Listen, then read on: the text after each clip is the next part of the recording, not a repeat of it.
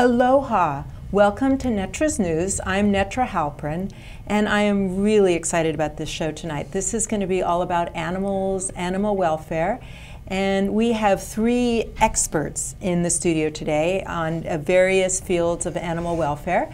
And first I want to talk about my sponsor, Three's Bar and Grill. They're over in Kihei, Kalama Villages, and they serve Southwestern, Pacific Rim, Hawaiian food. They have a beautiful cabaret, nightlife, so absolutely go check them out. So, okay, so tonight we're going to be talking about animals. So, first of all, I've got Peter Tierney.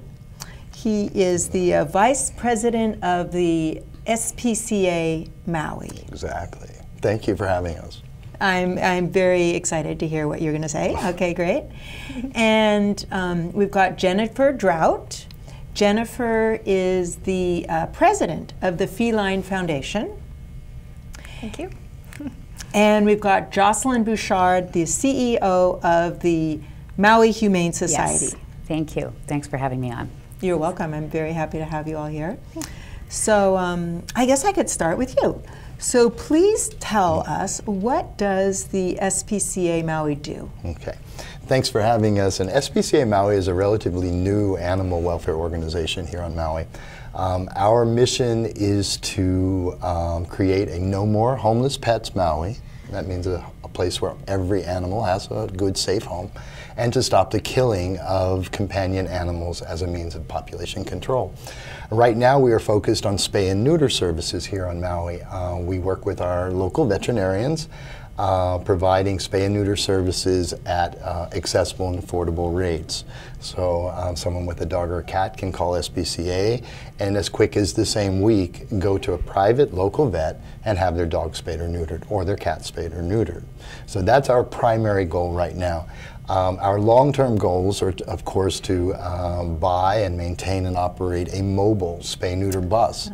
So we can go to Hana, we can go to Kahakaloa, we can go to these places where there is a big problem and there just aren't vets. We might even be able to take it to another island at that point. And at long range, a sanctuary for Maui's companion animals that is a no-kill sanctuary where every animal is guaranteed an opportunity to live.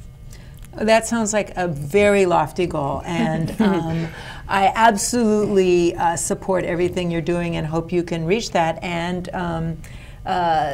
community, you are, I'm sure they are taking donations to further their work.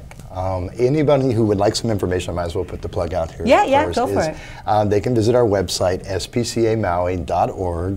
There's information there on our SNAP program, which is our Spay and Neuter Assistance Program. Okay. There's information on how to help us build our bus, information on how some major myths and facts about spay and neuter, and that's one of the big problems we're facing with companion animals. So spcamaui.org, everything you need to know is there, and you can certainly make a donation.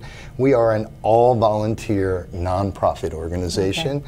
We have no paid staff, and all of our contributions from generous listeners and people watching the program go directly to spay and neuter services. Okay, wonderful. Wonderful, thank you.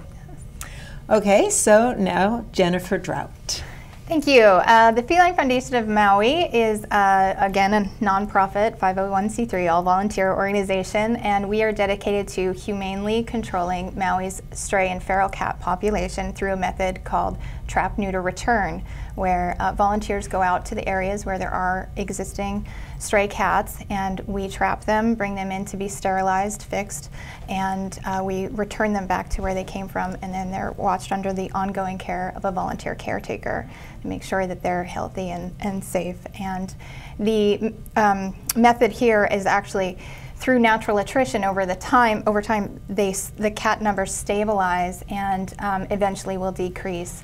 And it's actually been very successful when implemented properly, and far more successful than the alternative method of just trap and remove, because that method, unfortunately, every time you remove one, a new cat from another nearby area will come in and take its place. Right. So this method of neutering and returning them to where they came from stabilizes the colony. They're non-reproducing, they're healthy, they're not sick.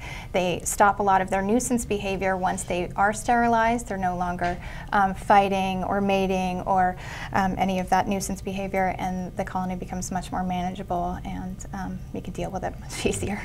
So that's what we do, and we are at www.mauicats.org or mauicats.com, and of course we do all this through spay-neuter. Spay-neuter is the key, and so we could definitely use donations for spay-neuter services, and so that's what we do. Wonderful, thank you. Thank you, wonderful. And Jocelyn Bouchard of the Humane Society. Yeah, so I wish I could sum ours up so easily, because we have a number of different programs.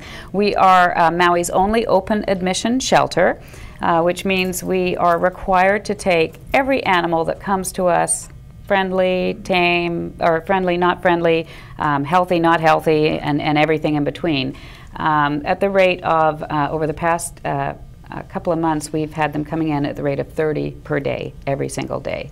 So it's a tremendous amount, almost 10,000 animals a year. We had last year about 9,400. So we're a shelter, an adoption center. We also work hard on a transfer program, as well as reuniting pets with their owners if they're lost, if the pet is lost, or the owner could be lost as well, you never know. We have a very thriving spay-neuter program. We do thousands of spay-neuters every year. And we actually last year just expanded our surgery center, so we're going to be able to do even more. So we're really excited about that. Of course, we have a law enforcement arm with our field operations department, which goes out and investigates calls from the public about animal-related issues. And we have a very thriving education program as well. So we go into the schools, we do talks for adults, we do day camps when schools are out. So in fall, we've got one coming up for the fall break. We'll be doing a camp for the kids. And you know, they're our pet owners of tomorrow, so we're really focusing in on them as well to make sure that, and I have to tell you, we have some great kids out there. So if the ones that have been coming to our camps are any indication, we're going to be in good hands. So good. And so my understanding is you have you're partially funded by the county, or we do. We have a contract with the county to provide what they call animal management services. So it's that contract that requires us to take every single animal that comes to us. Right. It's that contract that funds the entire field operations department. Right. So Right. yeah. Mm-hmm. Well, okay. So now I would like to encourage conversation. So talk amongst yourselves. Is that what they said? So beforehand, of course, you know, you all were going back and forth. Well, what about this? What about this? So whoever would like to say something, you know, to each other. Oh. Let me start only by saying we were just, you know, the Feline Foundation, Maui Humane Society, and SPCA Maui just last month partnered together. The Maui Humane Society was nice enough to let us use their conference room as a surgical suite. Good. They let us line 173 cats up in back of their kennels. They put up a tent for us so that the cats could be out of the sun. And in 8 hours, partnership between Feline Foundation and SPCA Maui, we were able to spay and neuter 173 of Maui's cats, both owned and community cats or feral cats in one day. That's very impressive. Yeah, fabulous. And going by the numbers, which are exponentially huge, we estimate that we probably reduce the future cat population on Maui by hundreds of thousands. Right, because you take every cat and you just go like that of all the kittens and the kittens of the kittens. Exactly. That's so, how that works. and Jennifer and I were just discussing prior to the show is why can't we do this every day? Funding. That would solve our feral cat funding problem if we could do this every day. So how do we get the funding? That's what we were talking about. Jocelyn? How do we get the funding? Community? Yes. I mean, if we had that answer, we'd have the funding. So, you know, we do a lot of fundraising at the shelter. We do direct mail asks, we do special events, we have projects like our calendar and so on. So all of those fundings goes to the various programs that we do, and you know, fundraising is the main way. There's also earned income that you can do. A lot of nonprofits now are even having like a for-profit arm to funnel monies in, and that's something that we're looking at. So really, I think the key is diversified funding. Exactly. So if we were to totally rely on the county funding, for example, you know, we would be in a bad place. Exactly. And, you know, we also can't always rely only on our donors. So we're always looking at different ways to bring in the money. What about Maddie's Fund? Maddie's Fund is something that we've looked at, but it's a big grant. There's a lot of requirements for it, and we want to make sure that we can fulfill those requirements. So we're actually, it's funny, we were talking about that just today, because it's changed over the years as well. So for the non-inside crowd, what is Maddie's Fund? Maddie's Fund is it's a specific fund for spay neuter. There's several actually grants out there for spay neuter that we're looking at, including Maddie's Fund. So, but actually, that's actually oversimplifying. Maddie's Fund is really about funding to set up programs to get those live release figures up and euthanasia numbers down. I mean, that's maybe a better. To put it simply, Maddie's Fund is a amazing, well-funded nonprofit based on the mainland. Maddie was a dog, and somebody very generously donated millions of dollars to encourage communities to move away from killing as a means of population control in companion animals. And the monies are there. The idea is the main requirement for Maddie's Fund accessibility is all the animal welfare organizations in the community must agree to a no-kill philosophy. They must and they must work together in a respectful, cooperative manner. That's another key part of it. So now we're going to hear what some youth, I think there's like 5 kids in Kihei, what they had to say on this issue. So let's look at the Kihei youth.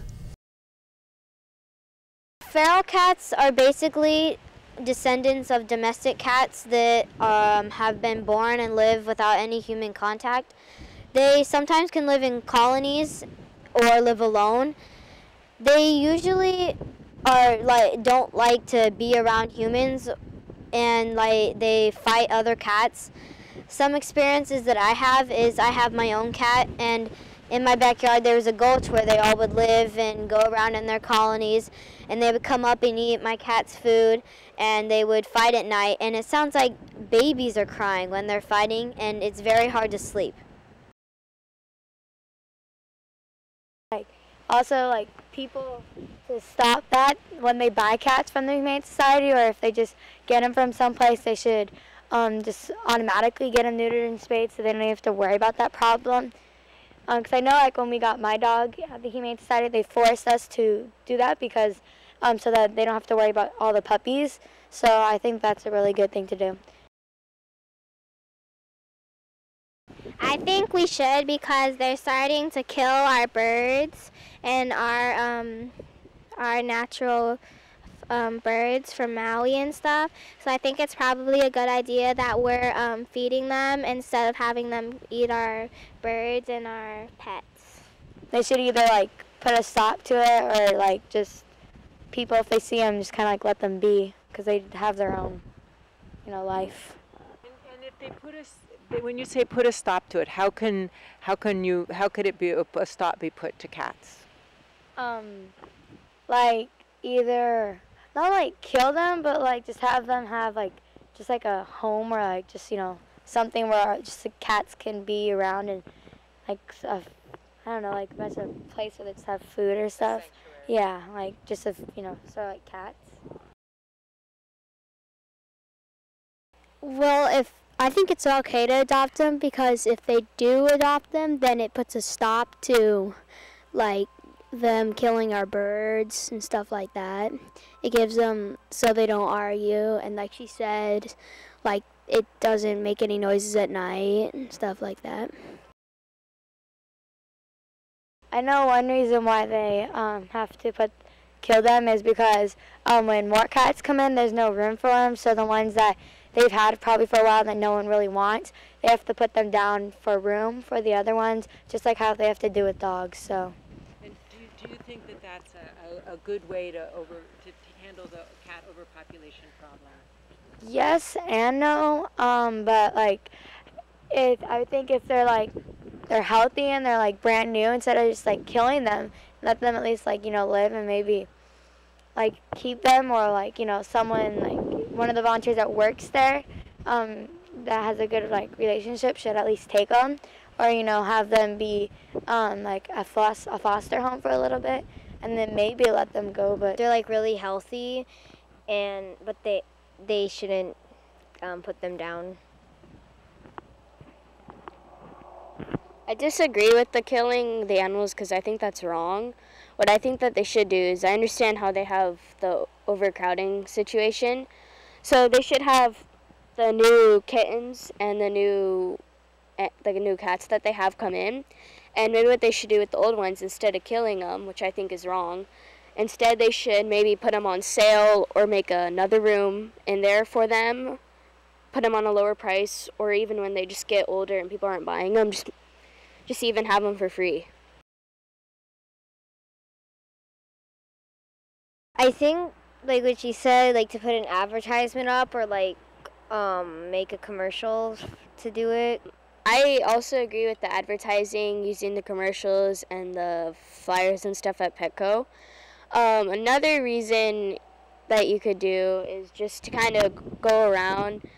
It'd take work, but it can make a difference, and it can really affect, in my opinion. What you could do is you can go around to different people with cats and who keep on letting them mate and have their kittens.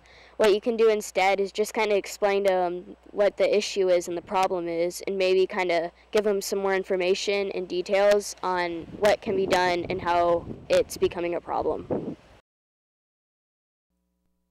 Okay, well, that's what the youth of Kihei, at least some of them, think. Anybody has any comments? Well, I just think that's what I was saying. I mean, we got some great kids out there, and you know, totally agree with them. I can't dispute any of that. Of course, you know, this is what we hear a lot at the shelter, because we're the ones I'm sure they're referring to when they're talking about running out of room. We do that, unfortunately, on a daily basis. You know, where we could build another room, but soon we'd fill that one up, and then we'd have to build another room. So last year, about 5,600 cats we had come in. So it's a lot of cats, and we need to get that population down. Exactly. That's really the key, because you know, we wish there was more people that would be coming to adopt, and we're promoting adoptions everywhere. We're out with our bus. We've got you know, ads that run and have been running for a long time. And actually, we do pretty good adoptions, especially compared to some shelters in the mainland. And we've been increasing those adoption figures every year steadily for the past 3 or 4 years. So, you know, it's that's all of our goals. Yeah. I think the key is to stop them from coming in the first place. Yes. That's Exactly. the goal Yeah. is to never Yeah. have them, you know, that inventory of cats out there Exactly. that keep coming in. Is exactly why we got together at SPCA Maui and decided that right now we need to focus as much energy and money as we can on spaying Maui's dogs and cats. Right. All of the funds that we receive go to spaying Maui's dogs and cats through our local vets. Yeah. Again, we did 173 in one day, as we were saying before. Why can't we do 173 every day? And Yeah. maybe we could if we had the funding, funds, yeah. if we had the thing, or if we had the momentum. Yeah.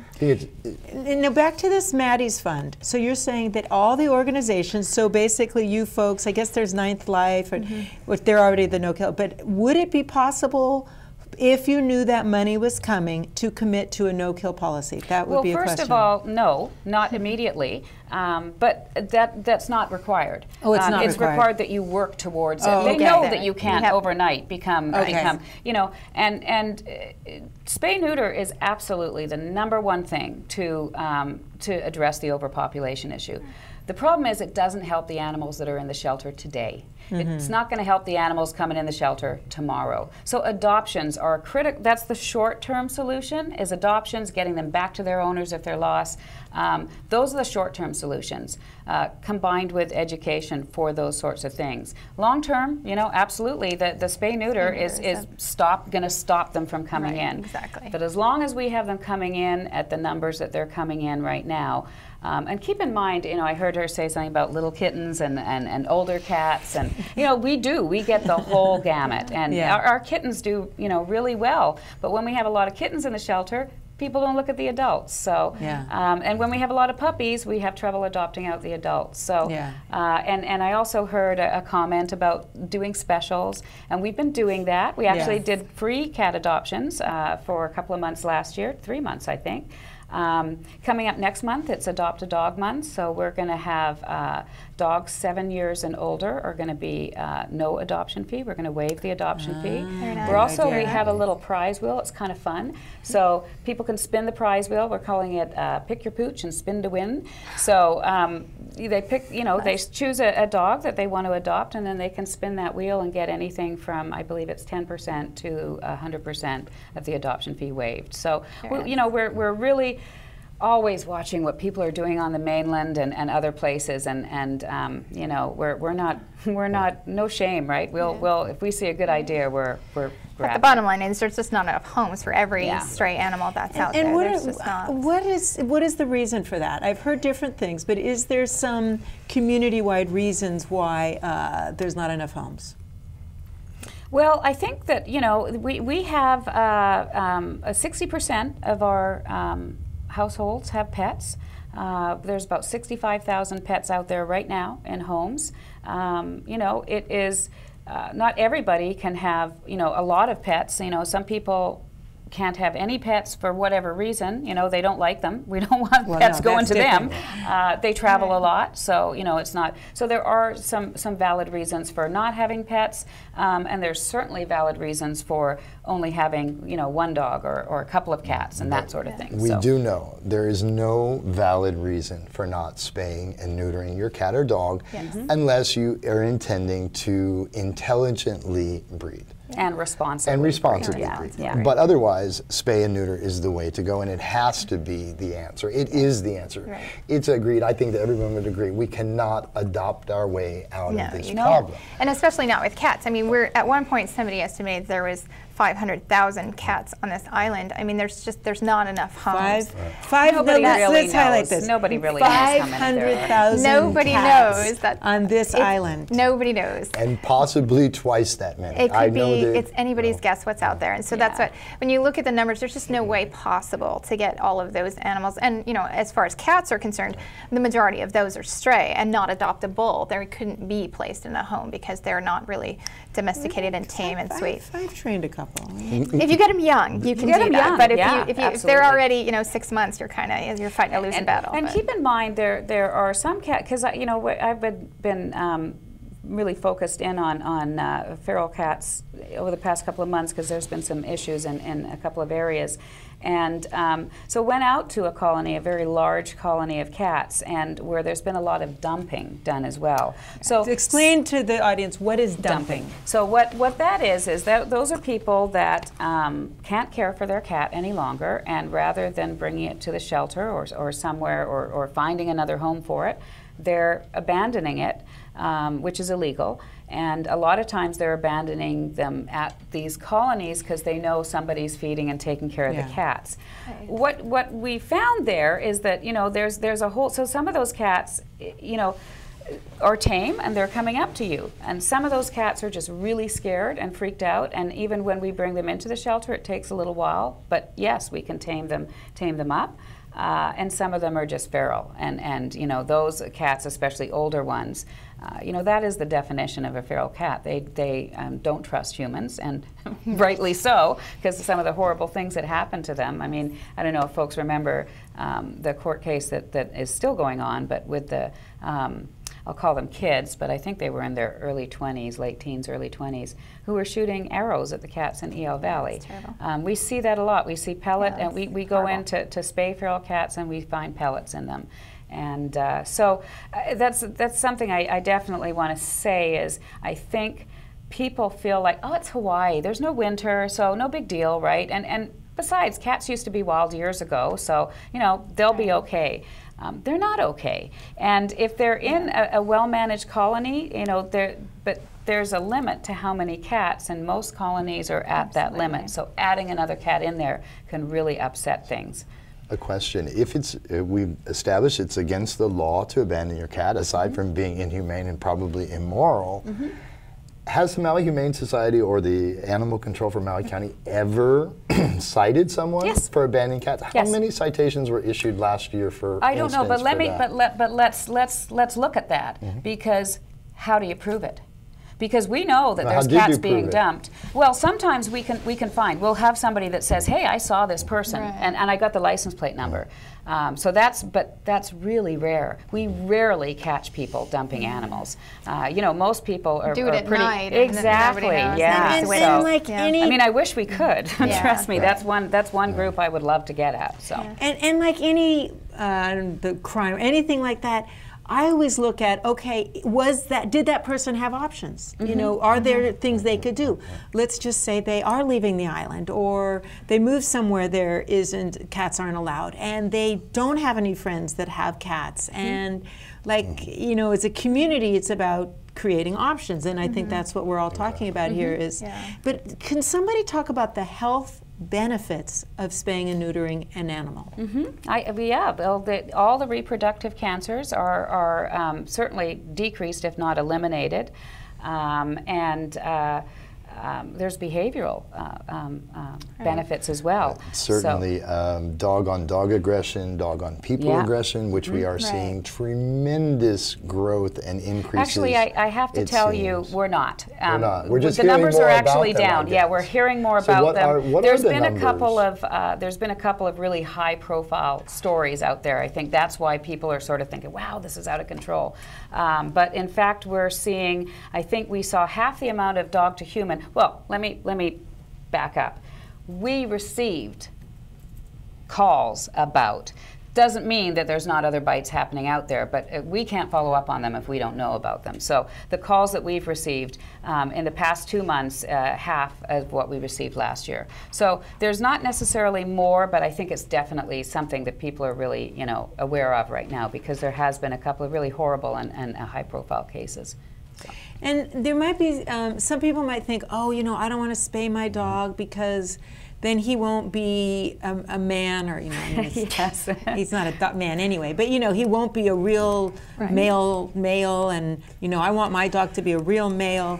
What would you say to that person? I don't know, Peter, you want to tackle that one? You know, it's funny, and we laugh, but it's not funny. Yeah. Seriously, it's not funny, because we are talking about one male cat can father 1,200 kittens in a year. Yeah. That's not funny. That's why we have this problem. And so what I would say is the same thing when we talk about humans and a man who's had a vasectomy. And I know a lot of big, strong, powerful men who've opted to go that route so that they know they're not going to be increasing the population. It's the same logical explanation. And again, we need to get out there and we need to spread that message. And a lot of it is about education. A lot of it that we found out, I know right now, SPCA Maui last month did 85 spay and neuters. We're a brand new organization. Every month, the month before we did 40, the month before that we did 20, 85. And what we find, it has to be affordable, and it has to be accessible, and it has to be now. Because once I've convinced Joe Big Guy to get his male pit bull or any other dog's cojones removed or sterilized, we have to do it now. Before they change mind. We cannot say, call us, your appointment is in 3 months. Yeah. Well, we because can, in 3 months, and we have those people coming in 3 months, so we can. Well, again, there's only so much space to fill, and only so many veterinarians doing it. You know, certainly we can expand that, and that's why we doubled the surgery, because we were at our limit as well, doing, you know, over 3,000 animals a year. We couldn't have done any more without the expansion. But the other thing I want to say about the male dogs is, you know, I want to qualify the behavior changes, which I think I said, but I want to qualify that because I think that's a concern for people. Oh, my dog's not going to be the same. Or like you said, my male dog isn't going to be as manly. They don't change their personalities. They're going to have the same personality, and in fact, sometimes they can be more bonded, more protective of the home because they're not out there. They're not all hormonal out and focusing on, finding the female or the male, depending on, So, they don't I want to make sure I qualify that. They shouldn't be traveling anyways because, cats maybe, but not dogs. Right, and then, that's one good thing about the cats too, is once they're fixed, they don't seem to travel as far at all. They stay much more local. I mean, we find that, it's because dogs are left off leash. Most dogs on leashes are not victims of accidental litters. It's unleashed roaming males and unleashed unsupervised females that are the problem. And if people kept their dogs at home, fenced or on a leash, we could stop this problem. And again, it has to be a threefold solution. Right. We have to spay and neuter. We have to enforce our regulations, and we have to educate. But the first thing is we have to spay and neuter. That's true. I just want to say that this is a call-in show. So if you would like to give your mana'o, ask your question, you are very welcome. Our number is 873-3430. So please call in if you'd like to ask a question of the experts. Go ahead, Jocelyn. So I just wanted to mention, it's not only unleashed dogs. Unfortunately, there's a lot of people that are intentionally breeding or accidentally breeding because they've got a male and a female. So I don't want to give the perception that if you keep that's the only thing going on there, because we are seeing and we're hearing from the veterinary community that they're getting more questions about breeding because people think that it's going to be an income stream for them. And then unfortunately, what we see is when they can't find homes for those puppies, we're getting them as sort of gangly 6-month-olds with no training, and they're difficult to adopt. Yeah. Okay, excuse me. So we do have a caller. Okay. So let's hear what the caller has to say. Oh, hi. Is that me? Yes. Yes, hi. Oh, hi. This is Kat. And a couple of things. One was to address the dumping situation, and also some of the kids had mentioned finding them homes. I remember from when I worked at the Humane Society, one of the main issues, it seems like people were bringing animals to the Humane Society as owner turn-ins, was because they had to move and they could not find a place to move to that would allow animals, that would allow people to have pets. So if there'd be some way, I don't know how that could really be handled. I know that was also one of the issues, how to really present it to landlords and property owners and management companies to allow responsible people to have pets, people who already have good references, who've had their pets. It's just really, I know it's a big thing, especially if they're spay-neutered. That's even a more of an incentive to go, we promise you won't have any more. Exactly. Right. Yeah. Exactly. That's a great point, Kat. Thanks for bringing that up. And one of the problems with that is in Hawaii, landlords can't charge a deposit.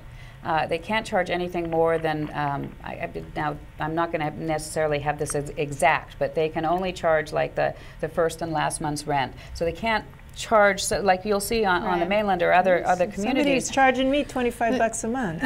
We'll see now, they're not supposed to be doing that. So, So that's an area that I think legislation could actually help really make a difference. What would you suggest the legislation change to?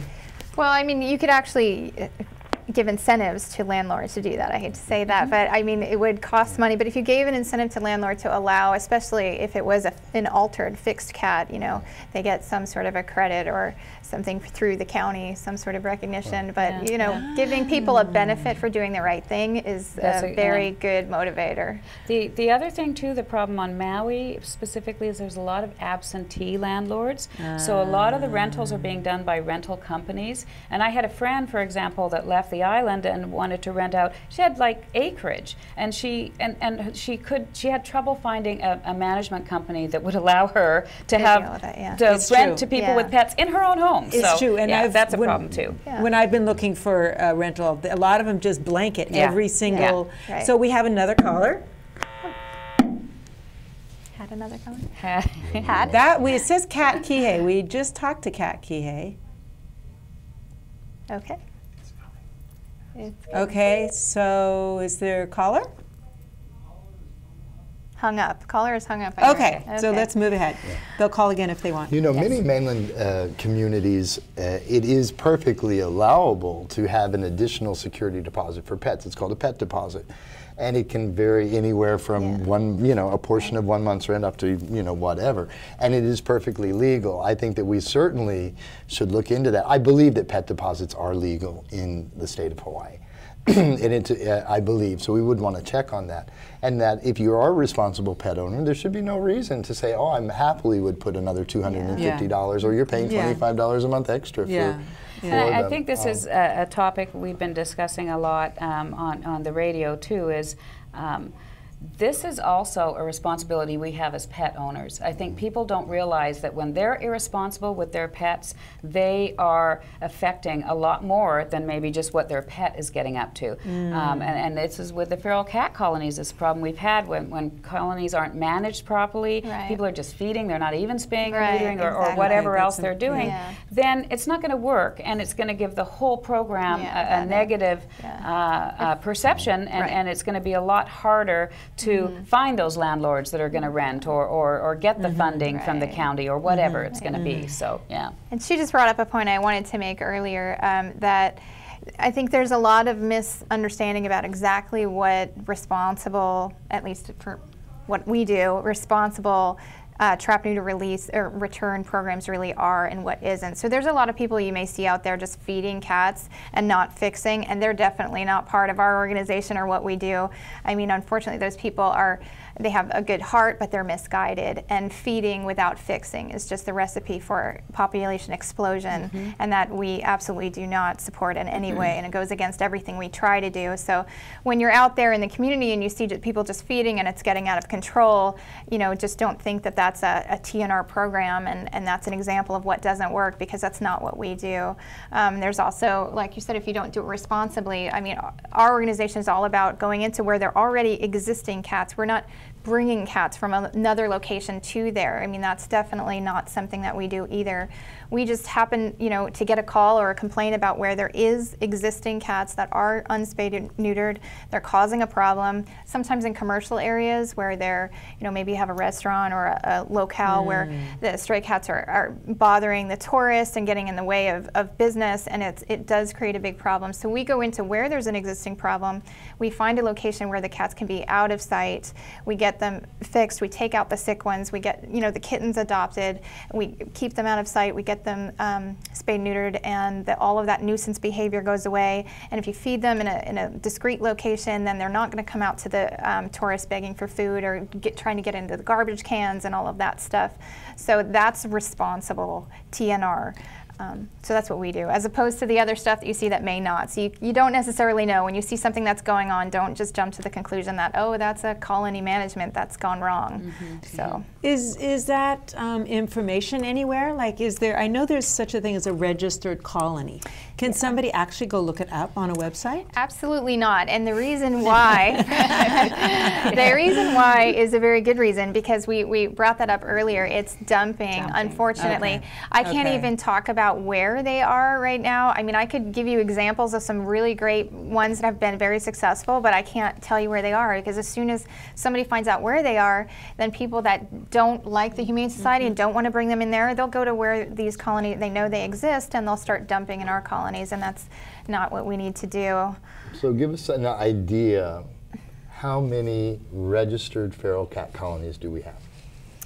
Registered. Since its inception to today, we'll have probably over 400, but that doesn't mean that they're still operating and in existence. Some of those colonies have already, run their lifespan and there's no more, or they've been moved or whatever, but since its lifespan, I'd say that's over 400. A lot of cats. And that's Feline Foundation of Maui. That's not just Hawaii, Maui. that's Maui. That's just Maui, right. Now, I had heard, if somebody goes out to one of these cat colonies, or if they have a feral cat, they trap it, they bring it to the Humane Society, it's pretty much guaranteed it's going to be killed. Is that true? Euthanized, yes. We prefer the term euthanized. We have 40 wonderful staff members at our shelter. I don't believe any of them kill animals. Euthanasia means humane death, and those animals are not suffering. and I say that in defense of my staff, because you can only imagine what it's like to have to do that, because we don't hire people that don't like animals. We only hire people that love animals. So it's an incredibly difficult job to do. I can imagine. You know, I think that when people want to, you know, hot button it and call it kill and that sort of thing, I just always have to stand up for my staff, because I don't think that's fair. But that being said, yes, absolutely. Most of the feral cats are euthanized that come into the shelter, and that is because they're unadoptable. People don't want to adopt them, especially not when there's this cute little fluffy thing that, you know, pawing and come, take me, take me. Exactly. You know, they're not going to adopt the feral, and it's also, the ferals are miserable. A true feral cat being in a shelter, that's like a nightmare for them. So they're miserable. They get sick.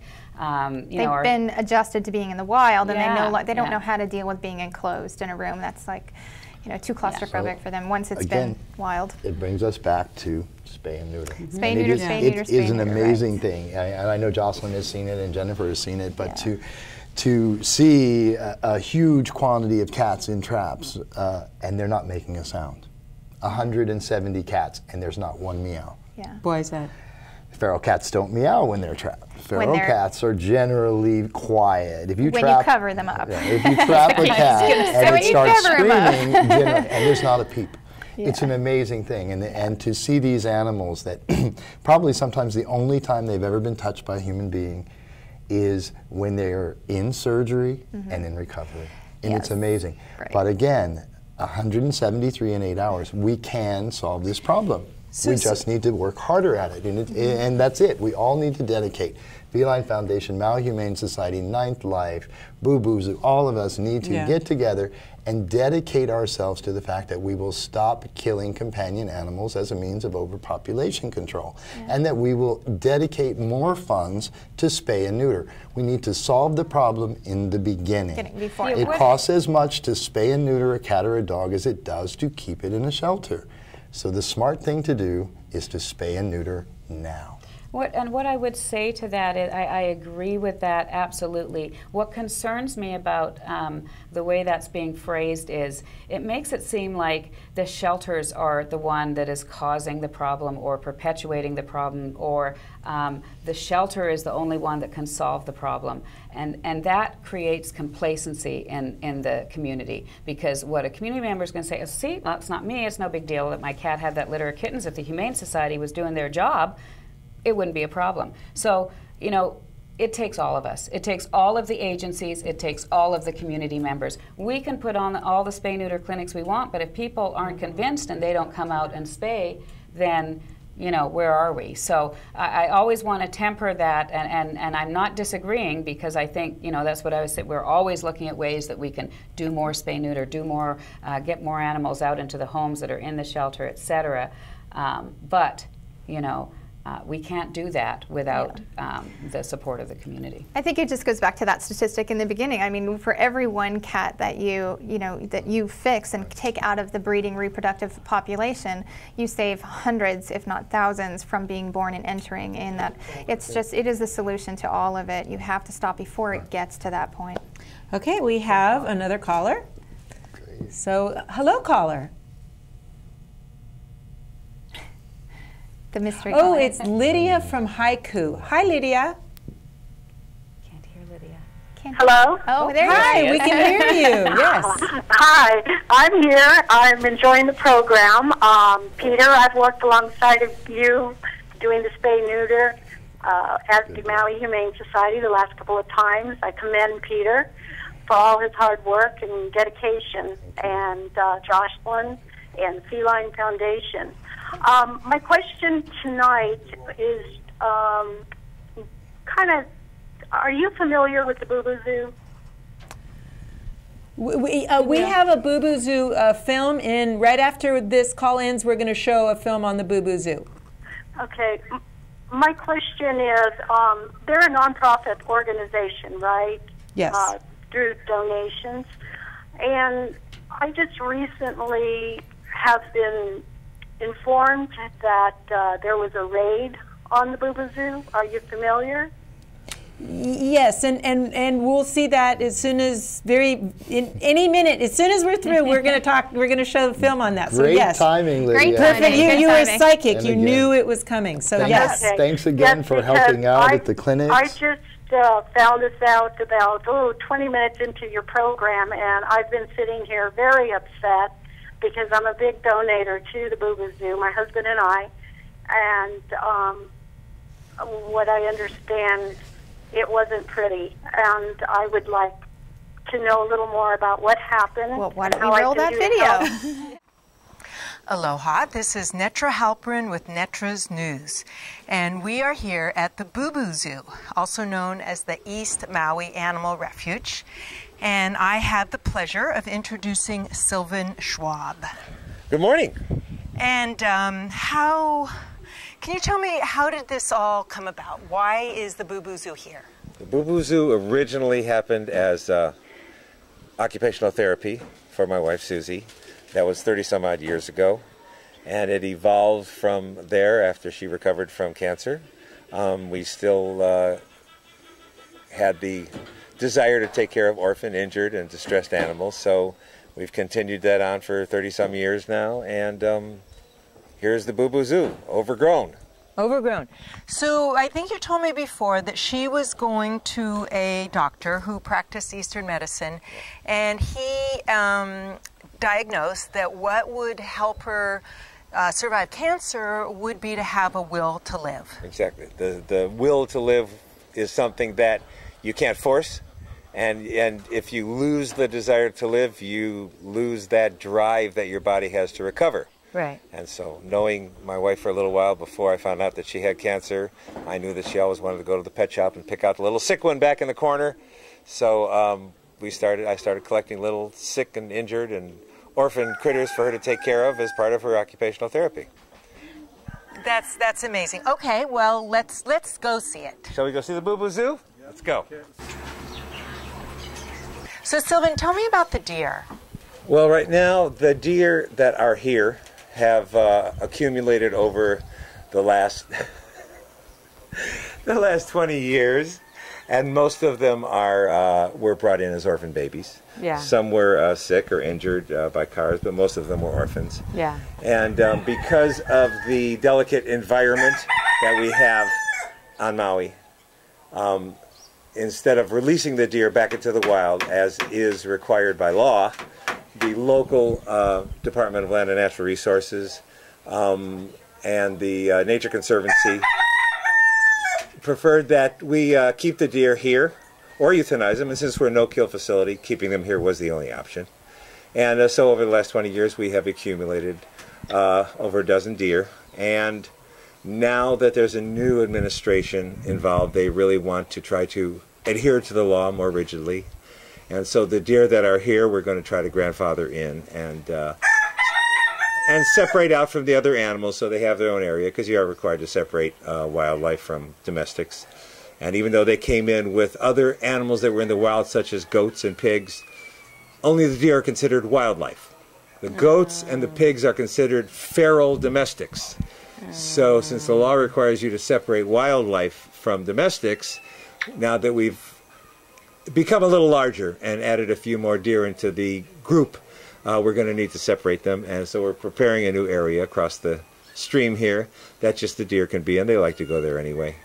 And but we're going to need a lot of help from the community to afford to build. It's going to be about $30,000 to fence in that area, and it's going to be required in order to keep the deer. Otherwise, we're going to have to euthanize them. So we're going to have to build a lot of new facilities, new infrastructure, so that the Boo Boo Zoo will have the wildlife part totally separated from our domestic animals that we rescue here. And I was mentioning to you before that there's going to be a meeting, a DLNR listening meeting. I would just encourage the community to come and tell the DNR what your feeling is. If you feel that what these people are doing here of rescuing animals, both wild and domestic, is a valuable service to the community, to the animals, come let the DLNR know. I would appreciate that very much. Absolutely. It's been community support that has gotten to the point now where DLNR is working more closely with us to try to solve issues that have developed over the years, that because we've raised and rescued so many different types of animals, that now we've gotten to the point where we really do have to separate the wildlife out from the domestics so that there's two completely different operations going on here. The pueo that were confiscated from the room here were taken because they didn't have flight. And unfortunately, the federal law is that if wildlife cannot be returned into the wild within 180 days, it must be euthanized. And I've always taken exception to that law because we've been able to provide comfortable, healthy lifestyles for the animals, even though they are not able to fly. But of course, the law enforcement agencies feel that the law is the law, and so that's why they came in and confiscated and euthanized the pueo. It's unfortunate. It's the law. I'd like to see it changed or at least amended so that animals that can be given a healthy life don't have to be killed. They don't need to be killed, even though the law says they should. And I'd like to see that changed. This is Baby. Baby came because she's blind, and just like the guy Riley here who's coming into the picture, was brought because actually she was supposed to be deaf and blind. Turned out she wasn't blind, but she is deaf, so when she's barking, she doesn't know she's barking, but she barks. It's just an instinct thing. Yes. She's a good girl. Yes, she is.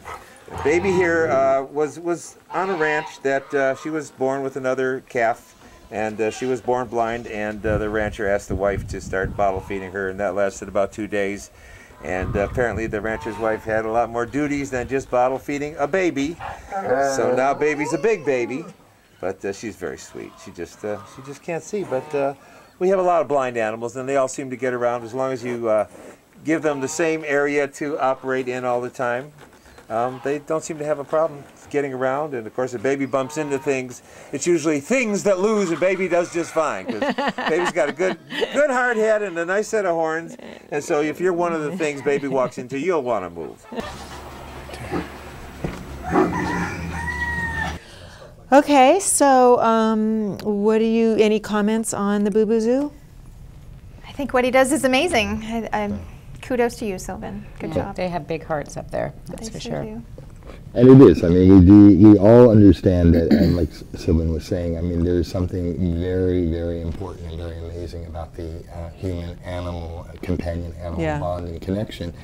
And these companion animals, we have created them from wild animals. We've taken wild animals and domesticated them, and they cannot live without humans. Now, cats and dogs, they're domesticated. That's why we need to take the responsibility to solving these overpopulation problems and take killing out of the picture. Right. Absolutely.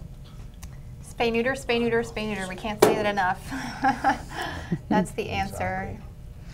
Yeah. The overpopulation. Yeah, definitely. And don't forget, though, there are lots of great pets at the shelter right now, waiting for a loving home. Right. So those are the short term, like I say, and we've got increases in our dog and cat intake. So we definitely need to find some great homes for them. We've got some wonderful, got the best selection in town. Okay. And what about dog training? Yes, is it important?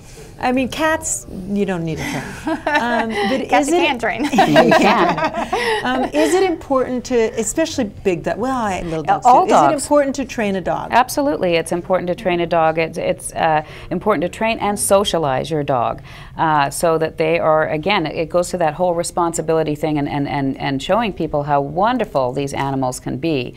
And the other big issue with that is nationally they think that is the #1 reason why pets we've got are not. The numbers here on the screen. Oh, yes. This is the Humane Society numbers. Mm-hmm. Yeah. Do you want to read those off? So we had, last year we had 9,402 animals total. That was 26 animals a day. As I said, when we say last year, this is a fiscal year that ended June 30th. So in the first 2 months of this year, July and August, we were up to 30 animals a day coming in.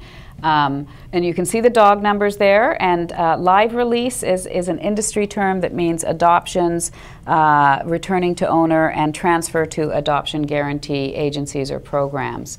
And then you can also see there that we are, despite the increased intakes, we are making headway, not nearly as much as we wanted to, and less than we made the year before because of the increased intakes. But altogether, 494 more lives going out and being saved. So we're very proud of that, given the fact that we have less funding from the county, and you know, our staff are putting in Herculean efforts. Yes. And they're amazing. I can't say enough about our staff. They're just wonderful, and we couldn't do what we did without them. So that was dogs, and then cats. And then cats as well. And you can see that you know, there's a significant amount of feral cats coming in too. So yeah, it's a problem.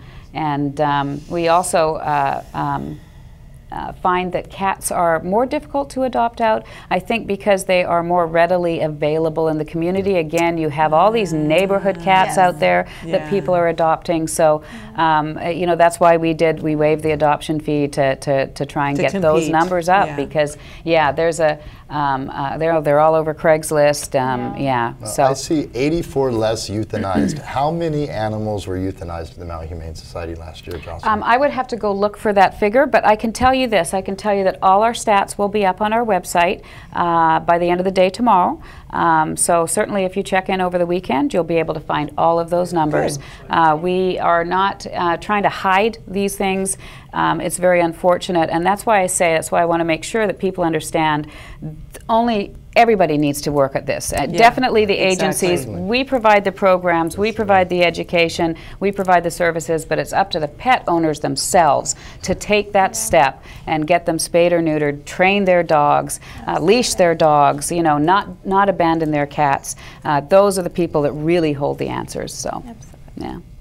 Well, hopefully this program will bring more public awareness. I can see somebody sitting there like, oh, I didn't realize. Yeah. Oh, people are shocked and that's why we do the per day amount too, because I think when they hear, 10,000, well, whatever, 10,000. But when they hear 30 animals a day, every single day, 365 days a year, that is staggering, and I think that changes people. And by the way, our website is mauihumanesociety.org. So again, by the end of the day tomorrow, certainly by the weekend, you should be able to find all the animal statistics for the previous year. And I think it's important. So we've just got a couple minutes, so you just gave your website, which is good. So if anybody has some final message they want to say, what do you want to say to the community? You can just speak directly to the red light camera there. Our phone number at SPCA Maui is 280-0738.